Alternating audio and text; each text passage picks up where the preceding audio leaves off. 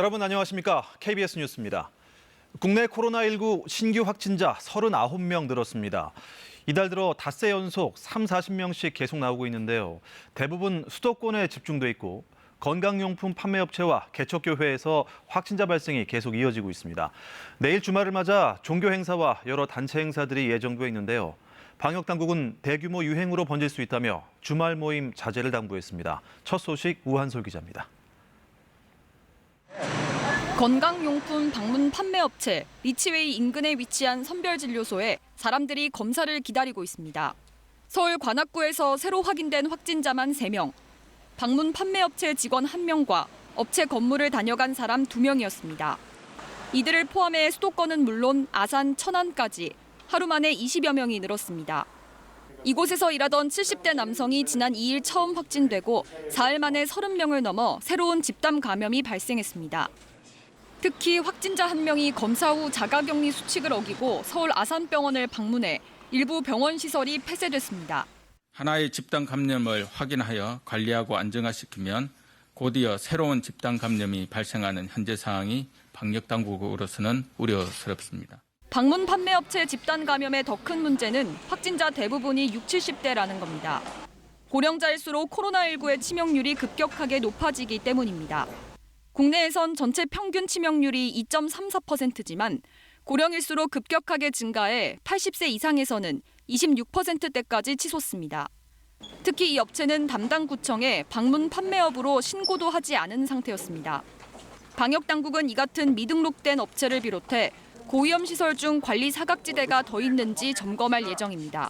생각하지 못했던 것들을 찾게 되면 위험도가 높다고 판단되면 고위험 시설로 지정해서 강제적인 수칙 준수 명령을 내릴 예정이고. 수도권 개척교회 관련해서도 10여 명이 추가로 확진돼 70명을 넘어섰습니다. 주말을 맞아 각종 종교 행사와 치과의사 행사 등이 예정돼 있습니다. 방역당국은 불편하고 답답하겠지만 수도권 지역의 대면 모임은 최대한 자제해달라고 요청했습니다. KBS 뉴스 우한솔입니다. 인천 개척교회발 확진자가 수도권 곳곳으로 확산되고 있는데요. 경기도 안양에서는 한 개척교회 확진자가 초기 역학조사 과정에서 거짓말을 하면서 혼란을 빚었습니다. 김용덕 기자가 보도합니다. 경기도 안양의 3층 건물 지하에 있는 개척교회. 전체 신도가 10명 남짓한 이 교회에서 한 60대 신도가 코로나19 확진 판정을 받았습니다.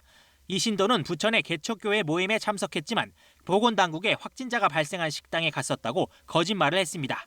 처음에는 두려워가지고 남편이 교회 다니는 거 거짓으로 진술했는데 아직까지는 이제 그분으로 인해서 양성 나온 게 아직은 없으니까 조금 기다려보려고 해요. 다행히 모두 음성 판정을 받았지만 전체 신도들에 대한 감염 검사가 하루 늦춰졌습니다. 이 교회 목사는 자가격리하던 교회를 빠져나왔다가 적발돼 격리시설로 옮겨지기도 했습니다. 중앙방역대책본부 대응팀까지 투입된 인천에서는 또 개척교회발 확진자가 2명 늘었습니다. 관련 확진자가 인천에서만 40명을 넘었습니다. 또 경기도 의왕에서는 현대모비스 생산기술센터 직원이 감염되면서 비상이 걸렸습니다. 확진 사실이 확인되자 의왕시와 업체 측은 야간에 긴급히 시설에 대한 방역소독을 실시했습니다. 4개 계열사가 문을 닫고 직원 5,300명은 모두 재택근무에 들어갔습니다. 오늘부터 3일간 폐쇄할 예정입니다. 방역당국의 역학조사에 적극적으로 협조하고 임직원 건강에 필요한 모든 조치를 신속히 실행할 계획입니다. 용인에서는 2살 어린이가 수원 동부교회 신자인 보육교사로부터 감염됐고 경기도 광주의 한 요양원에서도 사회복지사가 추가 확진돼 관련 확진자가 8명으로 늘었습니다. KBS 뉴스 김용대입니다. 다음 소식입니다. 미국에서 경찰의 과잉 진압으로 숨진 흑인 남성 플로이드 씨의 첫 추모식이 그가 숨진 지 열흘 만에 침묵과 애도 속에 열렸습니다. 항의 시위가 미국 전역에서 계속되는 가운데 시위대와 경찰 간의 갈등도 불거지고 있습니다. 이랑 기자가 보도합니다. 유족과 인권운동가 등 500여 명이 참석한 가운데 열린 플로이드 씨의 추모식. 추모식에 함께한 시민들은 그의 죽음을 헛된 희생으로 끝내지 말자고 입을 모았습니다. Everybody wants justice. We want justice for George. He's going to get it. He's going to get it. 플로이드 씨가 숨을 거뒀던 미니애폴리스 식료품 가게 앞에도 하루 종일 추모객들의 발걸음이 이어졌습니다. 곳곳에서 침묵의 순간으로 이름 붙여진 애도 행사도 진행됐습니다. 시민들은 플로이드 씨의 영면을 기원하며 8분 46초간 침묵했습니다. 8분 46초는 플로이드 씨가 백인 경찰관한테 목을 짓눌려 있던 시간입니다. Because this could be me, this could be my brother, this could be my father, this could be my mother dead on the ground any time of the day. And I don't want to die. 가해 경찰은 2급 살인죄로 기소됐지만 경찰의 목누르기 진압은 계속되고 있습니다. 워싱턴주에서는 지난 3월 경찰 체포 과정에서 흑인 남성이 목눌림을 당해 숨진 사례가 또 확인됐습니다. 시카고에서는 지난 주말 경찰이 5인 가족을 끌어내는 과정에서 한 명의 목을 누르며 진압해 무리를 빚고 있습니다. 이런 가운데 뉴욕에서는 시위대와 경찰 사이 격렬한 몸싸움이 벌어졌습니다. 야간 통행 금지 시간 이후에도 평화 시위는 계속하겠다는 시위대를 경찰이 해산하면서 서로 충돌한 겁니다. 드블라지오 뉴욕시장이 통금 이후 해산 조치는 정당한 법 집행이라며 경찰의 해산 조치를 옹호한 가운데 시민들은 오늘도 통금 시간에 시위를 하겠다는 입장이어서 뉴욕에는 또다시 긴장감이 감돌고 있습니다. KBS 뉴스 이랑입니다. 이번 시위 사태 속에서 미국 내 한인 상점들도 큰 피해를 입었는데요. 외교부와 현지 대사관은 한인 상점 144곳이 피해를 입었고 그 가운데서도 필라델피아 지역 피해가 큰 것으로 파악하고 있습니다. 금철영 특파원이 필라델피아 현지를 다녀왔습니다. 한인 교포 상점들이 많은 필라델피아 도심 외곽의 한 상가 밀집 지역입니다. 부서진 문과 유리창 파편들은 치워졌지만 아직도 거리 곳곳엔 약탈의 상흔이 고스란히 남아 있습니다. 현금 인출기가 뜯겨나간 자리도 흉물스럽게 방치돼 있습니다. 코로나19 사태 속에서도 문을 열어야 했을 약국에도 셔터가 내려져 있습니다. 의약품이 모두 도난당해 선반은 텅 비어 있고 내려진 철제문에는 더 이상 약이 남아있지 않다는 안내 문구만이 쓸쓸히 내걸려 있습니다. 이 옆에를 뚫고 들어갔어요. 여기를 뚫고 들어갔어요. 여기. 선반이 텅 비어있는 상점들. 널브러진 유리창 파편들이 아직도 실내 곳곳에 남아있습니다. 다행히 피해를 입지 않은 상점들은 서둘러 가림막을 세우고 있는 상황입니다. 내가 40년 살았거든. 여기 처음 이런 폭동이 처음 있었다고. 경찰도 지켜줄 수 없는 상황. 자체적으로 보안 요원을 고용하려는 상점도 늘고 있습니다. This is my job to protect people and, to protect property. And, me and my brother, my partner, we're out here like at nighttime because the business owners, instead of taking more losses. 현재 이 지역의 많은 상점들이 이렇게 굳게 문을 걸어 잠근 상태입니다. 당초 내일부터 경제 정상화 조치에 따라 이 지역 상점 대부분이 문을 열 예정이었습니다만 얼마나 많은 상점들이 문을 열 수 있을지 현재로선 알 수 없는 상태입니다. 대형몰에 입점해 있는 상점들도 마찬가지입니다. 경찰들이 수시로 순찰을 돌고는 있지만 피해를 당한 업체들은 나무판으로 유리창을 모두 막은 채 굳게 문을 걸어 잠근 상태입니다. 아직 정확한 피해 현황이 집계되진 않았지만 지금까지 피해 신고를 한 필라델피아 한인 교포 상점은 50여 곳입니다. 한인 상점들만 특정해 약탈이 일어난 것은 아니라고 하지만 교포 사회는 추가적인 피해를 막고 어떻게 이 상처를 회복해 나갈 것인지 고민하고 있습니다. 약탈에 가담했던 사람들이 한때 물건을 사줬을 고객이자 앞으로도 마주할 사람들일 수 있다는데 고민의 깊이가 더해지고 있습니다. 필라델피아에서 KBS 뉴스 금철영입니다. 21대 국회가 법정 시한에 맞춰 문을 열었습니다. 첫 본회의를 열고 국회의장단을 선출했는데요. 미래통합당은 합의 안 된 개원이라 항의하며 의장 투표 직전에 퇴장했습니다. 21대 국회 시작부터 삐걱대는 모양새입니다. 조태흠 기자입니다. 21대 국회 첫 본회의, 일단 시작은 여야 모든 정당이 함께였습니다. 하지만 미래통합당 의원들 곧 퇴장합니다. 원구성 합의도 안 됐는데 일방적으로 개원하는 건 수용할 수 없다 항의 발언만 했습니다. 의석 177석이니까 무엇이든지 다 할 수 있다는 그런 생각으로 밀어붙인다면 21대 국회는 출발부터 순항할 수가 없고 21대 첫 본회의 양권인 국회의장단 선출은 거부했습니다. 결국 통합당만 불참한 가운데 21대 국회 전반기 의장에 민주당 박병석 의원, 여당목 부의장에 김상희 의원이 선출됐습니다. 개원 첫 본회의에 제1야당이 불참한 건 53년 만입니다. 다음 과제는 국회 상임위원장을 배분하는 원구성 협상.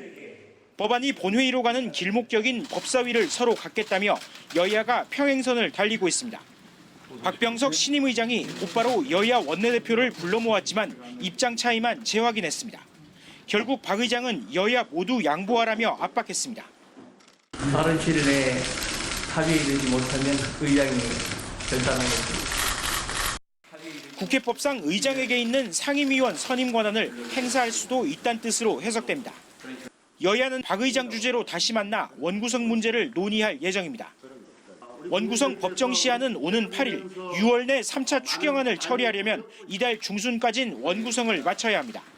KBS 뉴스 조태현입니다. 9살 어린이를 가방에 가두어 숨지게 한 의붓 어머니를 엄벌하고 누구인지 신상 정보를 공개하라는 목소리가 커지고 있습니다. 숨진 아이가 다녔던 초등학교엔 추모 공간이 마련돼 교사와 학부모들의 발길이 이어지고 있습니다. 최선중 기자입니다. 초등학교에 임시 분향소가 마련됐습니다. 의붓 어머니의 강요로 7시간 넘게 가방에 갇혀있다 목숨을 잃은 9살 A군이 다녔던 학교입니다. 교사들은 미안하다는 쪽지를 전하며 안타까운 죽음을 애도했습니다.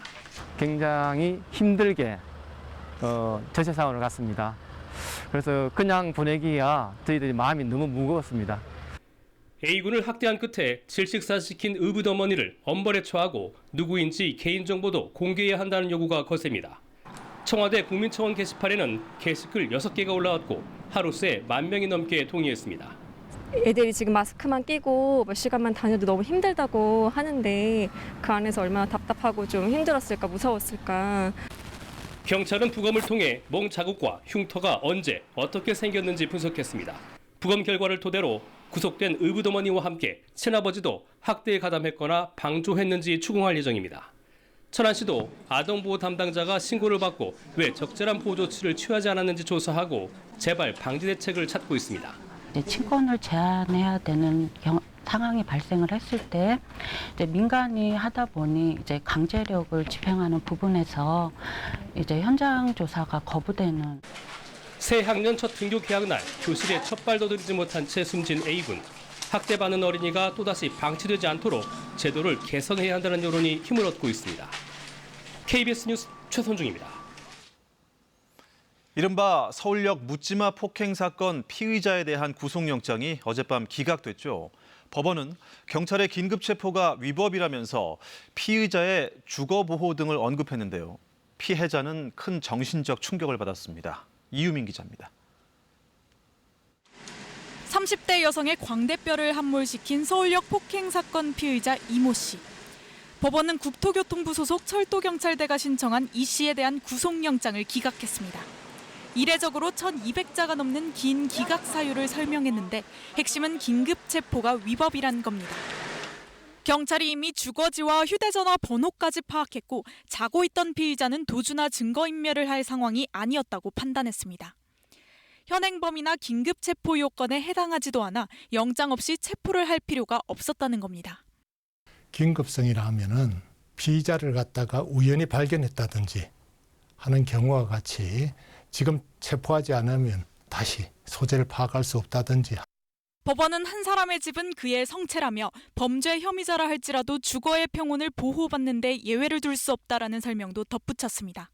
피해자는 영장 기각 소식에 큰 충격을 받았습니다.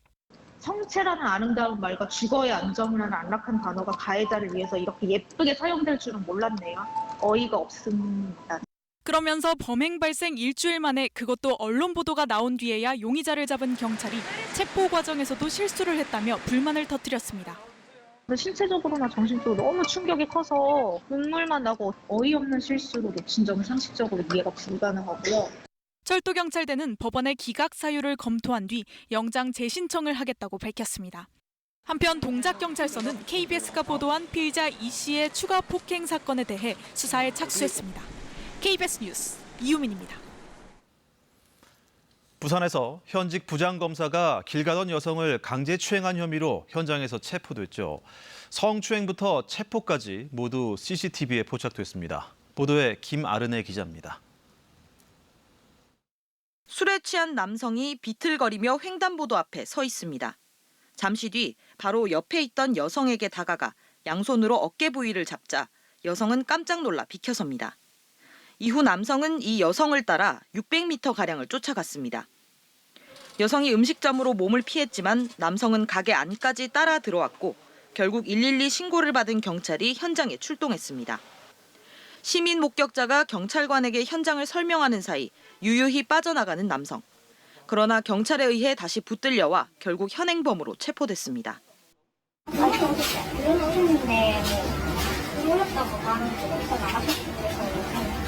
그 가해자분 같이 들어왔어요? 경찰은 성추행 사건이 일어난 순간부터 검거되기 직전까지의 상황과 피해자 진술을 종합적으로 고려해 강제추행 혐의가 있다고 보고 수사를 벌이고 있습니다. 해당 부장검사는 사건 발생 이후 오늘까지 정상 출근해 검찰 대응에 논란도 일고 있습니다. 현행 국가공무원법 제73조 3항에 따르면 성범죄 등의 행위로 수사기관의 조사를 받는 경우 직위해제를 할 수 있도록 하고 있습니다. 검찰은 사실관계를 확인하고 있으며 엄정하게 대응하겠다는 어제의 공식 입장 표명 이후 추가적인 입장은 밝히지 않았습니다. 피해자 조사를 마친 경찰은 해당 부장검사를 조만간 소환 조사할 예정입니다. KBS 뉴스 김아른입니다. 북한 조선노동당 통일전선부는 조선중앙통신을 통해 공개한 대변인 담화에서 대북전단 살포를 비난하면서 개성공업지구의 남북공동연락사무소를 결단코 철폐할 것이라고 위협했습니다. 통일전선부는 김여정 제1부부장이 지적한 내용을 실무적으로 집행하기 위한 검토 사업 착수 지시를 내렸다면서 이같이 말했습니다. KBS ETV 드라마 동백꽃 필 무렵이 오늘 열린 백상예술대상 드라마 부문 대상을 차지했습니다. 동백꽃 필 무렵은 대상 외 TV 부문 남자 최우수 연기상, 남자 조연상, 극본상을 차지하며 사관왕에 올랐습니다. 봉준호 감독의 영화 기생충은 영화 부문 대상과 작품상, 남자 신인상을 받았습니다. 우리나라는 계속해서 고기압의 영향을 받겠습니다. 고기압의 가장자리를 따라서 차가운 동풍이 불어들겠는데요. 동풍 덕분에 동해안 지역은 20도를 조금 웃도는 선선한 날씨가 이어지겠고, 이 차가운 동풍이 좀 더 내륙 쪽으로 들어오면서 남부 내륙의 폭염이 누그러질 것으로 예상됩니다. 반면 서쪽 지역은 더운 날씨가 이어질 것으로 예상되면서 30도 이상의 기온 분포를 보이겠는데요. 기온을 자세하게 살펴보도록 하겠습니다. 먼저 아침 기온은 대전과 청주, 여수 20도 등으로 20도 안팎으로 출발하는 곳이 많겠고요. 낮 기온 서쪽을 중심으로 크게 올라서 세종이 33도, 대전 32도, 서울과 전주, 광주 31도까지 오르겠지만 포항 22도, 강릉 23도 등으로 서쪽과 동쪽의 기온차가 10도가량 크게 벌어질 것으로 예상됩니다. 또 오후부터 밤까지 내륙 곳곳에 소나기가 쏟아질 것으로 보입니다. 물결은 대부분의 해상에서 비교적 잔잔하게 일겠습니다. 다음 주 중반부터는 장마가 시작될 전망입니다. 날씨였습니다. 이상으로 KBS 뉴스를 모두 마칩니다. 시청해주신 여러분 고맙습니다.